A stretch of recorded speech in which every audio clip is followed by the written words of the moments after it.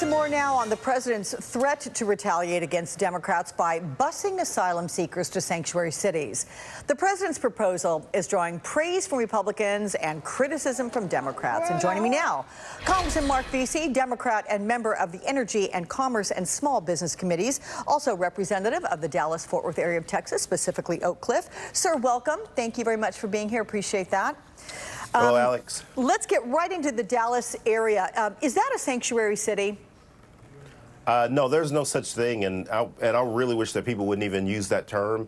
If you break the law in Dallas, you're going to be arrested and be prosecuted just like anyone else. There's no such thing as that term. It's a term that Republicans have invented to be divisive instead of offering real solutions on how we can deal with immigration in this country. Do you get any feedback on the president's threat on busing immigrants to different areas? I won't use the word since you don't want me to, but these cities that have been designated by him? Yeah, we've gotten lots of feedback on that. I think that people thought that it was just another, sort of cruel way how he uses immigrants as pawns.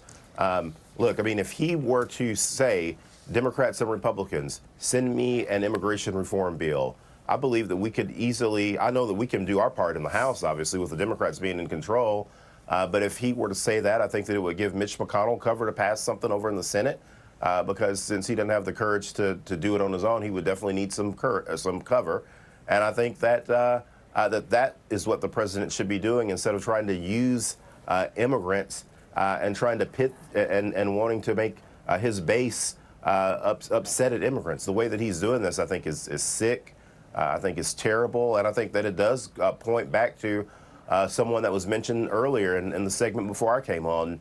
And that is Stephen Miller. I think that he's the architect behind much of this, regardless of what Trump says. And I do think that they share sort of a common value and common goals, and that is we're going to pit communities against each other, and we're going to make immigrants the foil. I think that I think what's happening right now is bad. And I had a group from the Dallas Chamber of Commerce, and Chambers of Commerce usually tend to be Republican, and an immigrant group come and meet with me last week in Dallas and said, look, we need to pass immigration reform bills. We need to do something to protect dreamers.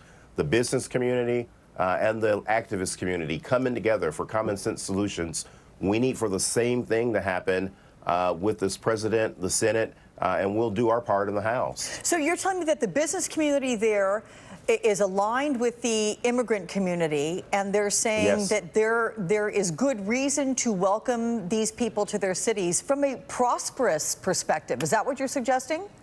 Absolutely. There is no question about it. I mean, if you talk with anyone from agriculture to hospitality to construction, home building, they will tell you is that we do not have the adequate workforce. We do not have the numbers that we need in order to sustain the vibrant economy that we have here. And instead of all of the hateful rhetoric that's coming from the Trump administration, that we need for people to come together. And I was really happy to see someone from the Chamber of Commerce and one of these immigrant groups that tend to lean more towards our side on the left come together to my office and say, hey, let's stop all this nonsense. Let's do something.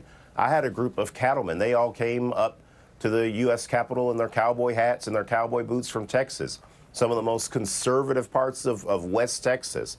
And they said, we need to do something about immigration. Enough of this rhetoric. These are some of the most conservative voices that you will ever meet in Texas. Congressman, let's go that way. What do they want to have done? What are they saying? They say you've got to do something about it, but what are they suggesting when they come in their cowboy hats to your office there on Capitol Hill? Yeah, absolutely. Well, they need, first of all, the deportations are scaring their workforce.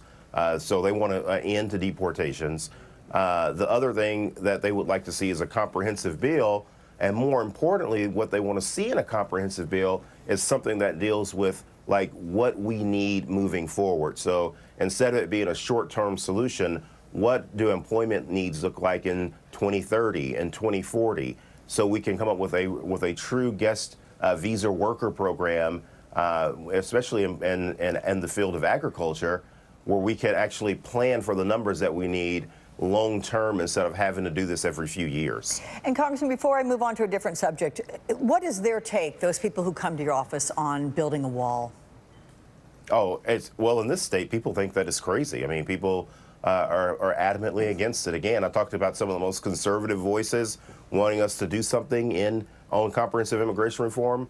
Some of those ranchers down there in South Texas, down in the valley, those are some of the most conservative people you will ever meet. They are against a wall. If you talk with the mayors of those border towns on the U.S. side, they will tell you that they do not want to see a wall. They do not want to see their towns become military zones. The solutions, again, that are being put forth by the president, and again, I believe in all of my heart, Stephen Miller, they're wrong-headed. Congressman, one quick question here on the president's tweet, the one in response to Congresswoman Omar. It's a graphic video. We're not going to play that, but essentially it showed the burning World Trade Center towers and other images from 9/11. Some Democrats have also criticized Omar for comments about 9/11. They've described them as being insensitive and offensive. How about you, sir? Where do you come down on this? You know, I wish that she had obviously articulated that differently than she did. But you know, there's also video of Trump talking on 9/11, and a lot of people thought that the way that he described it on the actual day when he was talking about buildings that he owned in the area, there are people that think that he was being insensitive the way that he described it, but people were willing to give him the benefit of the doubt.